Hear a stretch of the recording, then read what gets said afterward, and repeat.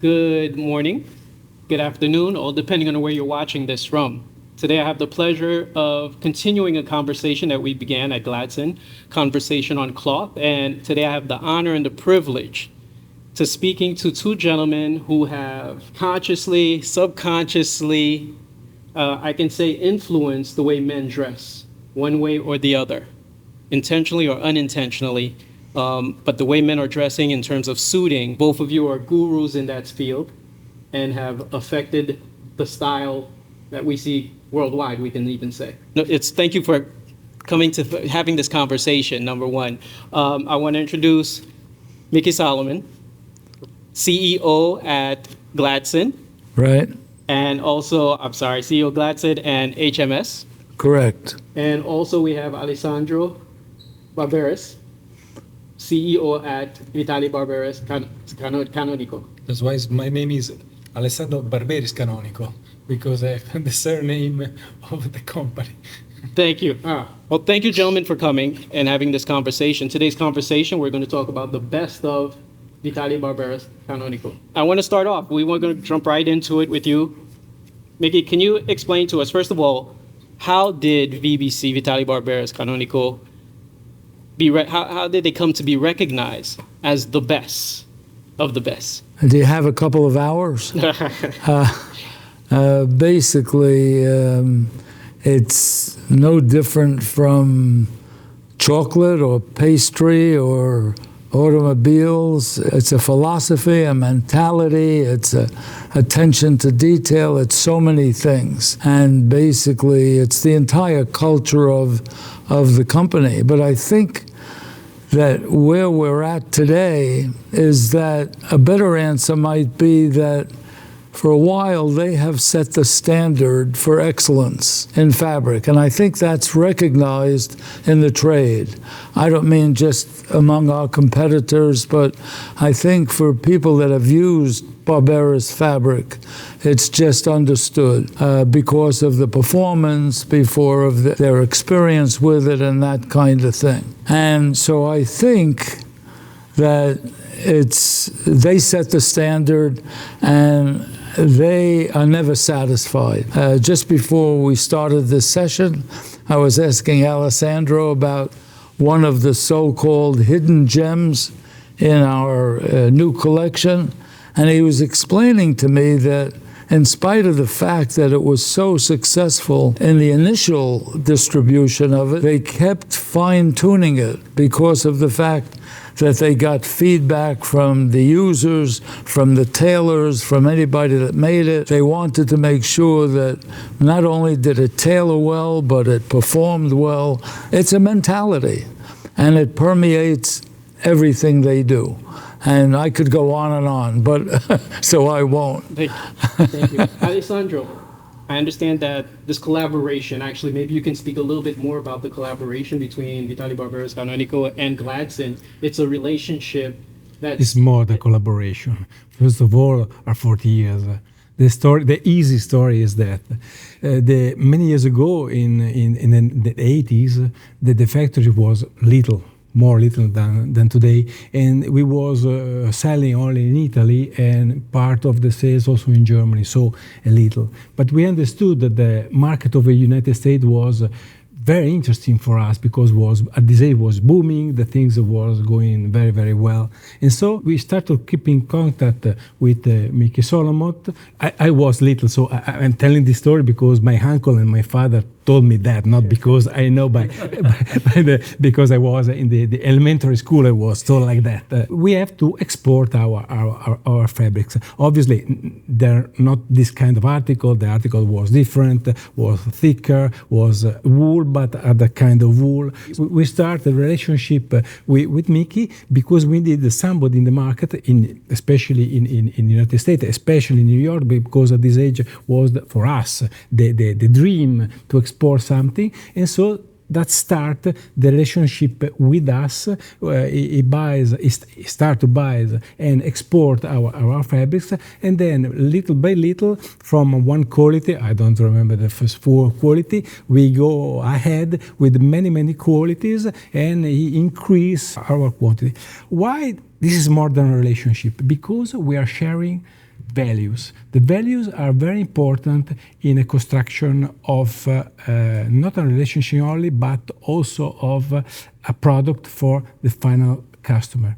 First of all, we have the complete cycle.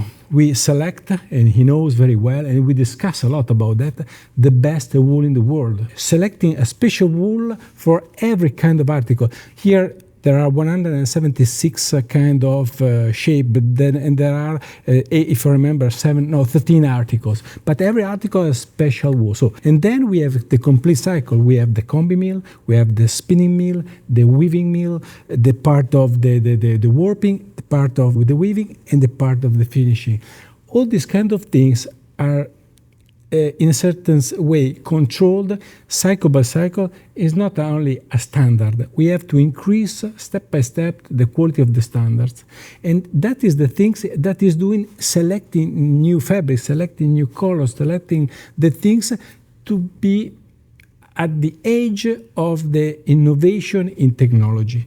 That is the things that I think that driven our business together is a genius in selecting articles, in selecting pattern, in selecting in knowing his tailor, and we are providing him the weapon. It's a bad word, weapon anyway. The things that he needs, or we are trying to give him this kind of things, because I think he have to do a lot of services of that. And the services is not only quantity in stock, that is one service, but it's quality, because the final customer come back to Gladson or the bunches of Gladson only if the final customer find the perfection in not only in the made but also in the fabrics.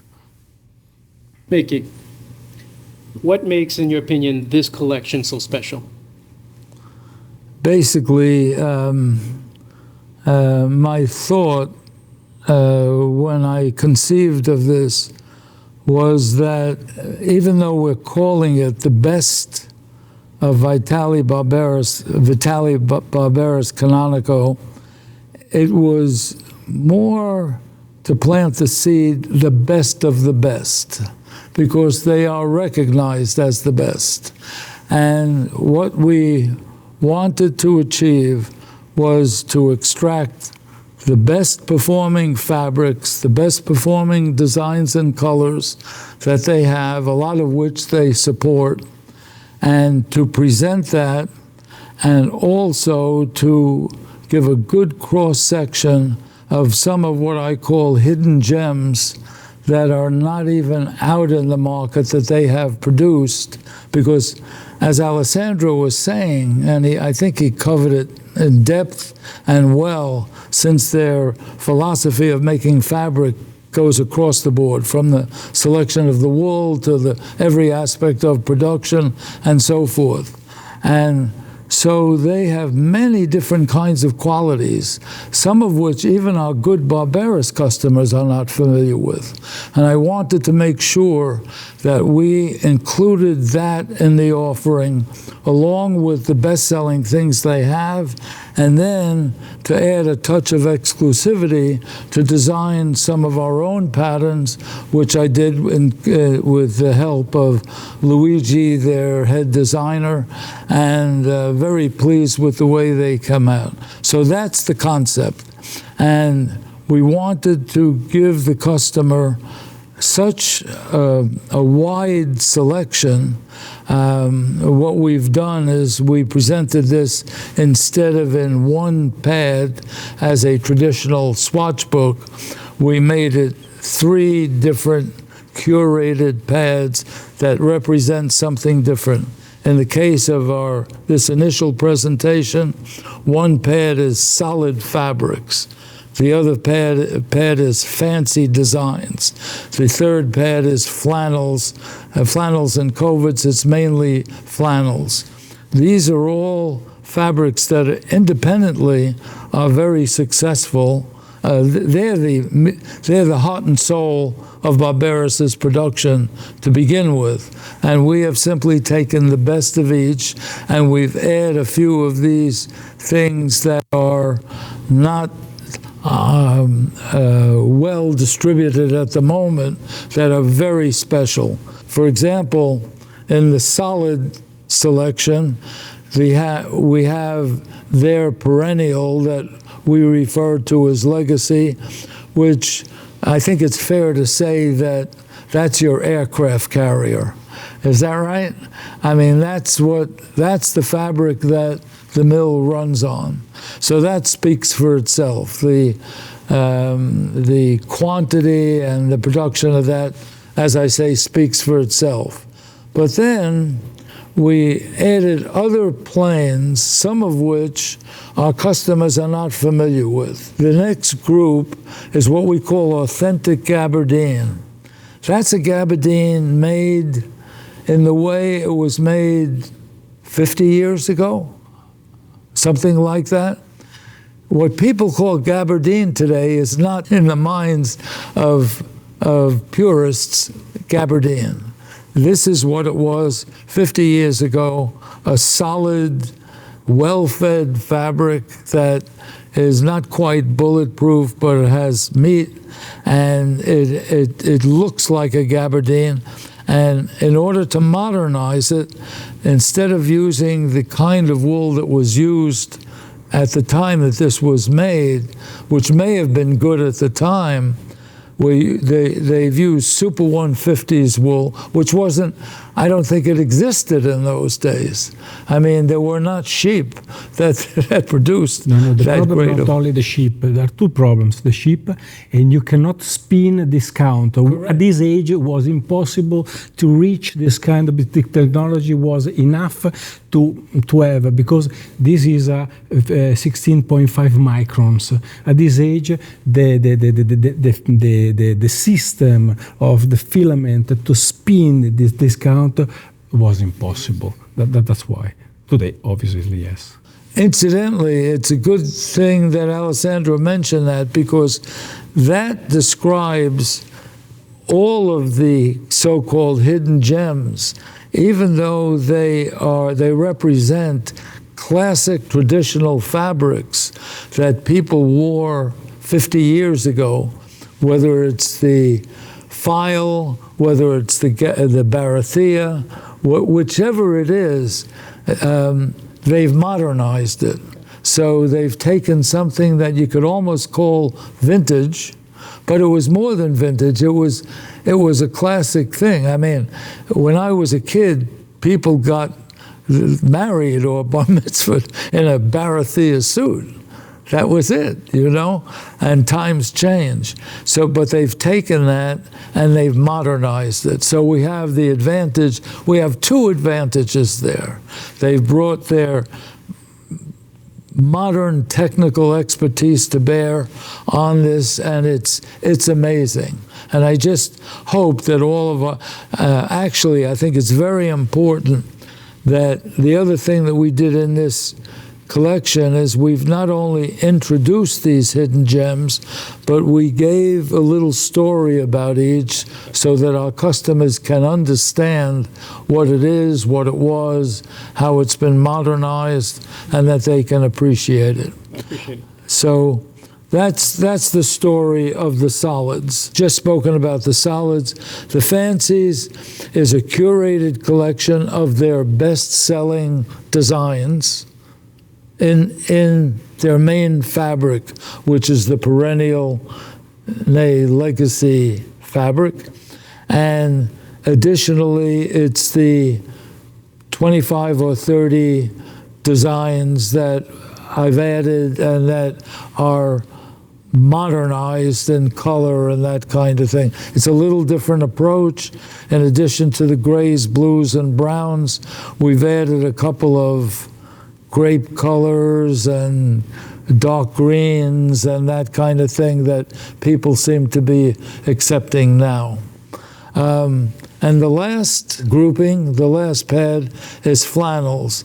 And this, while this is successful in the United States, it's much more successful with our international customers.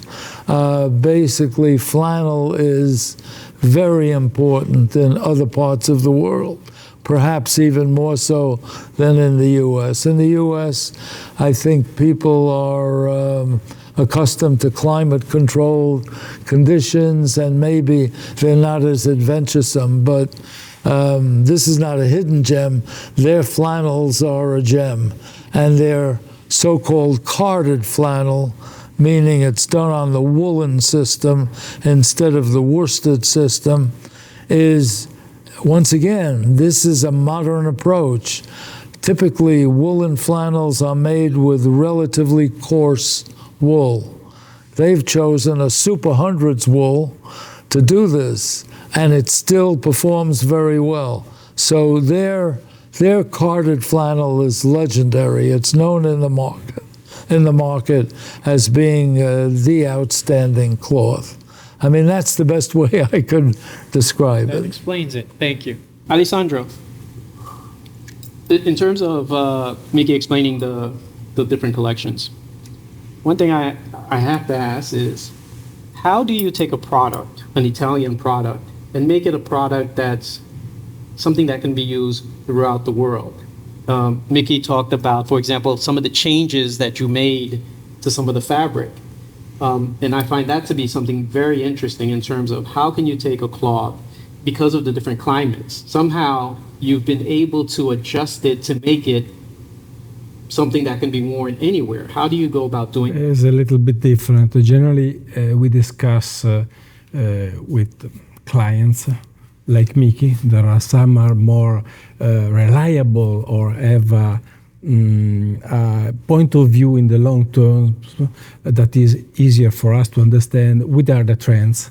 And they tell us which are the needs. For example, the gabardine, very interesting, the story of the gabardine, because the gabardine is done to have a pants or a suits very light. That means modern, very light. That is with a really soft hand, because on the skin you have to have a kind of something that is warm in the winter. So the count of the wool was upgraded to the 16 microns wool, especially that was a Saxon wool, and the count was 104,000 meters per kilogram. So it was very, very thin. So that made a very light with this construction. Not only light, with a kind of pattern that give a certain kind of lights and a kind of design on the fabrics, and that was very attach an easy touch to the skin, and that made this article enjoyable to have a pants or a suit like that. That are the things that we are doing. Or another example is tell about the baratia. To have a tuxedo done in a certain way with a bright blue but a deep blue, we add part of the baratia, we had the mohair. The mohair that is a goat, is a wool coming from a goat, so it's a fiber that is a little bit shining, and so give this kind of bright light in the black that is fantastic for a tuxedo, for example. That is the advantages of doing performance or new performances. Is the suggestion that Mickey is giving to us, that is giving the opportunity to do kind of different articles. Obviously, we produce a lot of trials. In our collection, there are more than 240 different articles. He selected the best of the best, obviously, but the collection is wider. And more or less each season, 30% of the collection is changed. So we try to do new counts, new fabrics, new kind of wool, new kind of fibers, that the things that try to give new opportunities. Thank you.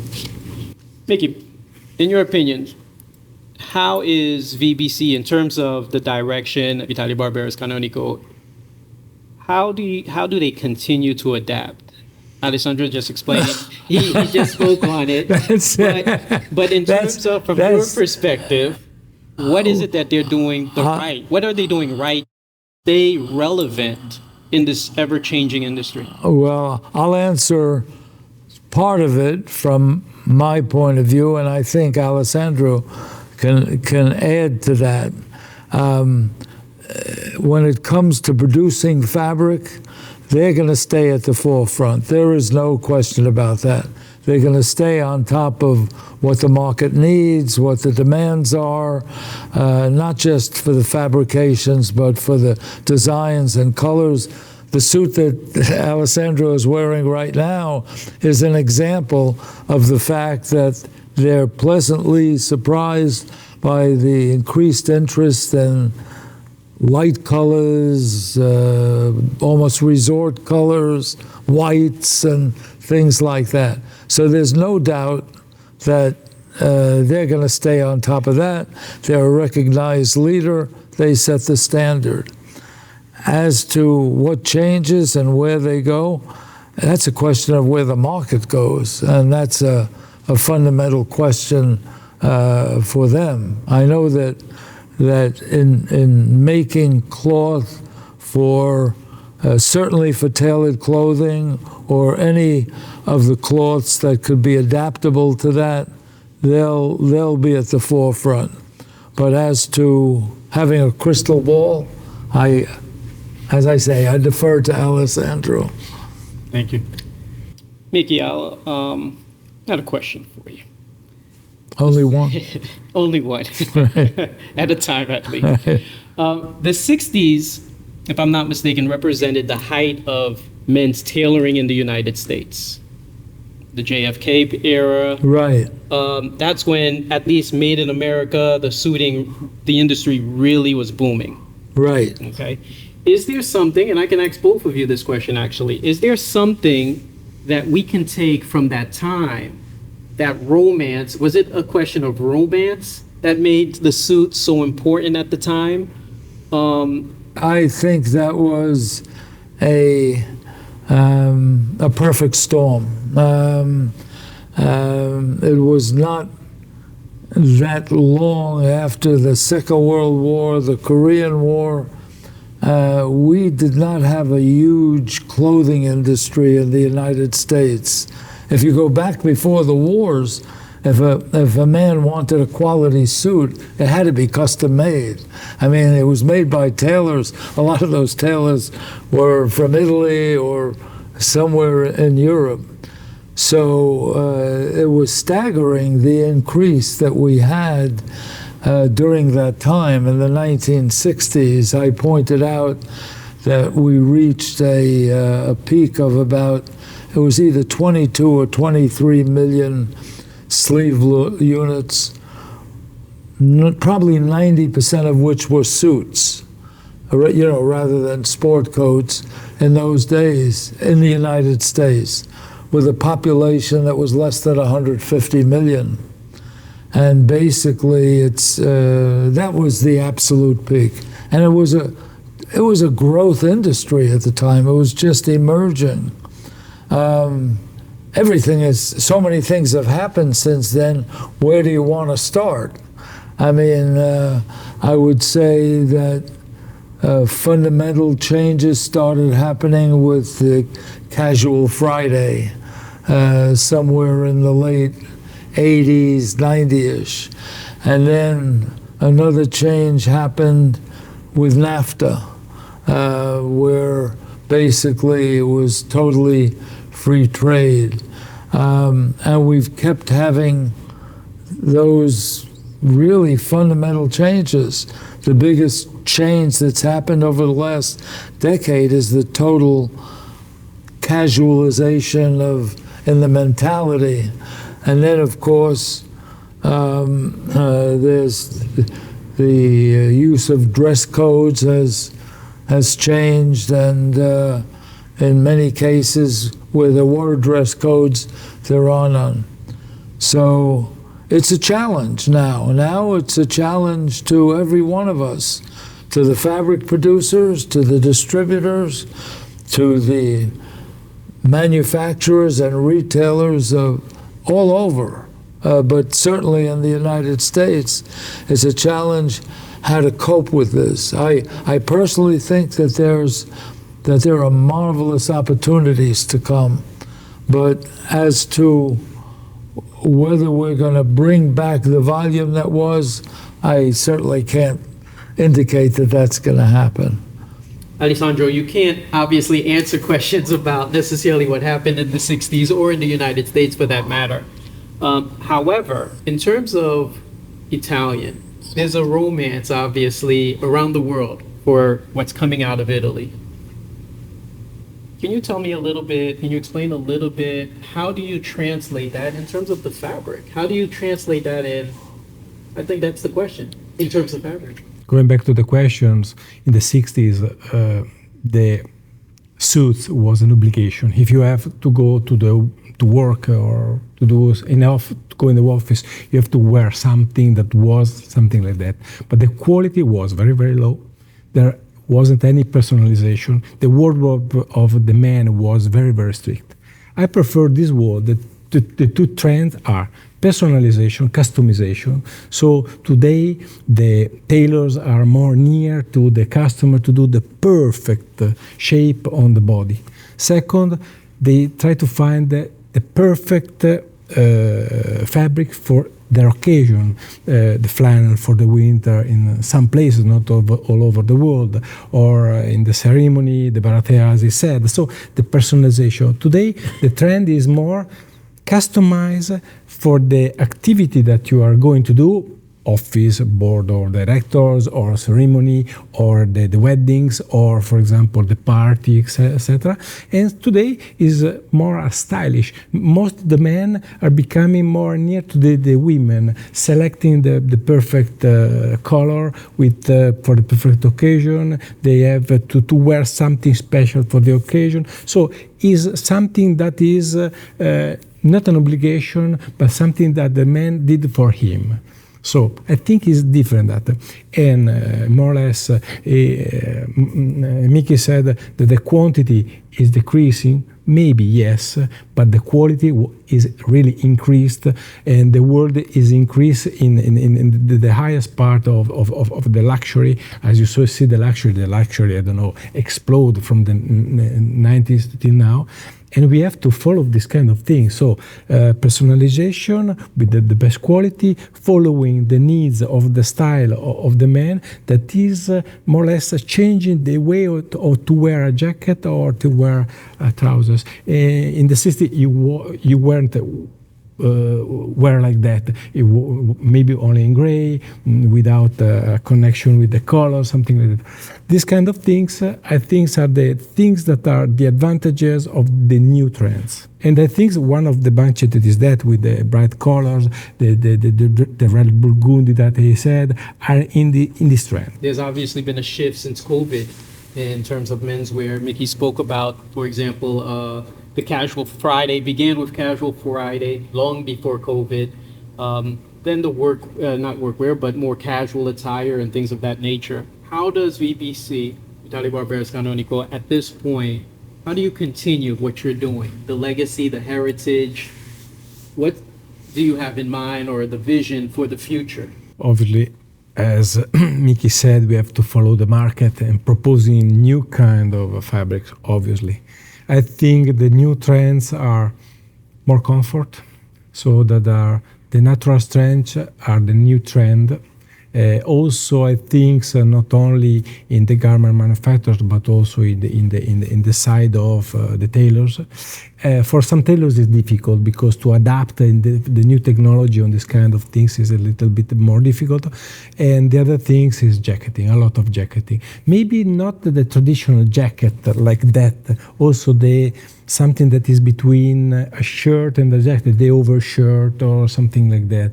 Because people want something for the side of the weekend, something that is more relaxing. It doesn't seem to be a strict jacket, something like that. Anyway, but more or less the fabrics is in the same way. Is the structures maybe is stretchy, the hand must be soft, because if you have to wear something that is more comfortable, you have to wear something that is more soft, is more finer with the wool, maybe with a blend of cashmere. So there are a lot of research in this direction. I think that one could be the trend. And there are some other strange trends. For example, in the luxury, especially, they prefer to have wide trousers, In contrary way, they prefer very thick, very thick, with a soft, really soft hand, very thick fabrics. So there are strange. Maybe the second one could be some of a wave of a fashion, a moda, and so will. But the trend of the comfort, the trend of something that they feel on your body, I think it will remain. This project obviously is very, I would even say, personal to you. Absolutely. Let me ask, from the first, is this actually the first book, the one we see here? In front of us? Yes, yes, yes. From there to here. Yes. In a nutshell, Yes. tell me why, how, what it's all about. Well, basically, this came about approximately 30 years ago when the, I guess, sales manager at Barberis showed up in our office one day with this swatch book, and it was marked 56 Classic, sole distributor, Gladson Limited, and it was a collection of basically designs that we were already selling and that kind of thing, made in there. It was towards the beginning of your Super 110s, of your perennial, of the 86 quality. It was the beginning of that, and it was their first entry into a stock-supported program. I think that it was a kind of policy prior to that. No goods without an order, right? So, so this was the beginning of, it was a kind of a watershed moment in a couple of ways, because it was a big step for them, and it was a big step for us to get on board and to get behind this. And it was an immediate success. And it launched what ultimately, I think it changed the nature of your business. Is that fair to say? So basically, this is the next generation of that kind of mentality. We want to make it better, different, want to make it easier for our customers, and perhaps with some of the tweaks that we made, besides what I've already mentioned, tweaks like producing one feeler of every quality, so that every quality in these pads has one feeler that our customer will get this pad of feelers, and he'll be able to demonstrate that quality to his customer.